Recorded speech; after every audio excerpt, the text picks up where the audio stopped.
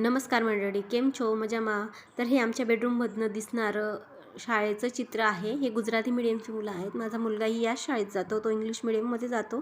त्याची मॉर्निंगमध्येच शाळा असते, पण सध्या हे सगळं प्रिपरेशन असल्यामुळे इंग्लिश मीडियमची मॉर्निंग आणि आफ्टरनून शिफ्ट दोघं आफ्टरनून 12 ते 5 आहे, म्हणून सध्या 3 दिवस तो 12 ते 5 जाणार आहे.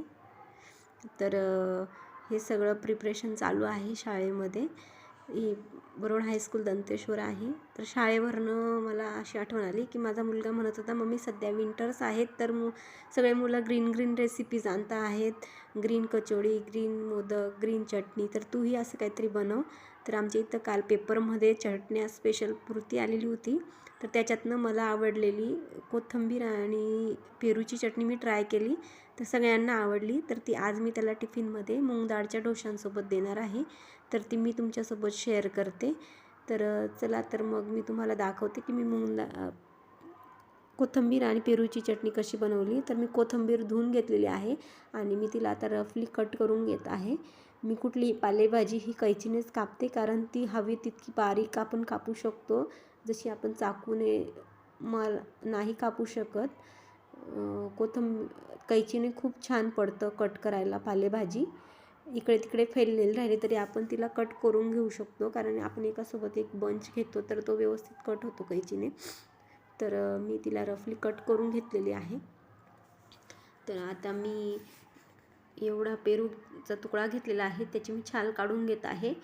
आपण याच्यापेक्षा मोठाही घेऊ शकतो, पण मी एवढा घेतलेला आहे, जो एवढाच बचलेला आहे. मी बाकीचा यूज केला म्हणून हा एवढा बाकी आहे. त्याची मी चटणी बनवते आहे. मी 2 मिरच्यांचे तुकडे, 4-5 लसूण पाकळे, अर्धा लिंबू, एवढा अद्रकचा तुकडा घेतलेला आहे. आता जे हार्ड इन्ग्रेडियंट्स आहेत हे मी रफली क्रश करून घेत आहे मिक्सी जारमध्ये, कारण कोथिंबीर ही पत्तेवाली भाजी आहे आणि हे जे सगळे इन्ग्रेडियंट्स आहेत हे हार्ड इन्ग्रेडियंट्स आहेत. तर यांचं एकसोबत क्रश केलं तर ते नाही व्यवस्थित क्रश होत, म्हणून हे सोपं पडतं. हे हार्ड इन्ग्रेडियंट्स पहिले क्रश करून घेतलं तर नंतर ही पत्तेवाली भाजी क्रश केली तर ते छानपैकी ग्राइंड होतं आणि टेक्स्चरही छान येतं आपल्या चटणी वगैरेला. तर मी हे सगळं भरून घेतलेलं आहे आणि हे मी आता रफली क्रश करून घेत आहे, तुम्ही बघू शकता. तर मी हे असं रफली क्रश करून घेतलेले आहे इन्ग्रेडियंट्स. आता मी कोथिंबीरीचे पत्ते त्याच्यात ॲड करते आहे, भरते आहे म्हणजे.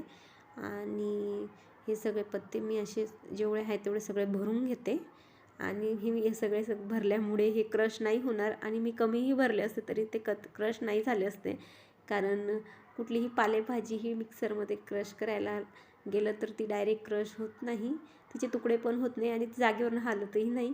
त्याच्यात थोडं पाणीही ॲड करायलाच लागतं. तर मी सगळं भरून घेतलेलं आहे, पण हे अजिबात हलणार नाही मिक्सी जारमधनं. मी जरी मिक्सर चालवलं तरी त्याला काहीच फरक पडणार नाही. मी तुम्हाला दाखवते. तर मी मिक्सी चालवली आहे, आता मी तुम्हाला दाखवते.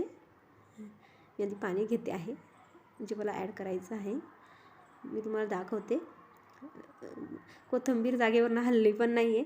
आता मी अर्धा कप जसं पाणी त्याच्यात ॲड करते. 2 मिनटात ती फाईन पेस्ट होऊन जाईल, पण मला आताही ती रफलीच क्रश करायची आहे, कारण मला अजून इन्ग्रेडियंट्स त्याच्यात ॲड करायचे आहेत. तर मी अशी रफली क्रश करून घेतलेली आहे. आता मी त्याच्यात हे इन्ग्रेडियंट्स ॲड करणार आहे: साखर, मीठ आणि लिंबाचा रस. मीठ आणि साखर मी प्रमाणातच घेतलेलं आहे, तरी मी त्याच्यापेक्षाही ते कमी घालते आहे, कारण की साखर आणि मिठाचं प्रमाण हे बिघडलं तर आपली रेसिपी खराब होऊ शकते आणि नंतर आपण तिला बॅलन्स नाही करू शकत. म्हणून मी हे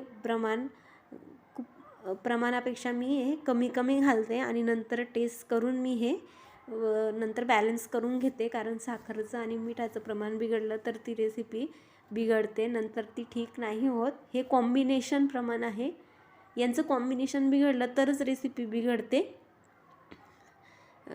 अदरवाईज आपण लिंबाचं आणि मिठाचं किंवा लिंबाचं साखरेचं प्रमाण आपण नंतर कमी जास्त करून बॅलन्स करू शकतो, पण यांचं प्रमाण एकदाचं कमी जास्त झालं तर ते बॅलन्स नाही होत. म्हणून मी हे साखर आणि मिठाचं प्रमाण हे थोडं कमीच घालते, नंतर त्याला मी टेस्ट करून परत बॅलन्स करून घेते. तर ही अशी चटणी मी मिक्सरमध्ये पिसून घेतलेली आहे तुम्ही बघू शकता तिचं टेक्स्चरही खूप छान आलेलं आहे. आणि मी अशी बाउलमध्ये ती काढून घेतलेली आहे ग्रीन चटणी, जी माझ्या मुलाला पाहिजे होती आणि मी ती तयार केलेली आहे, जी त्याला टिफिनमध्ये देणार आहे. तुम्ही बघू शकता छान रंगही आलेला आहे आणि टेक्स्चर पण आलेला आहे. तर तुम्हीही ट्राय करा आणि कशी वाटली ती सांगा मला.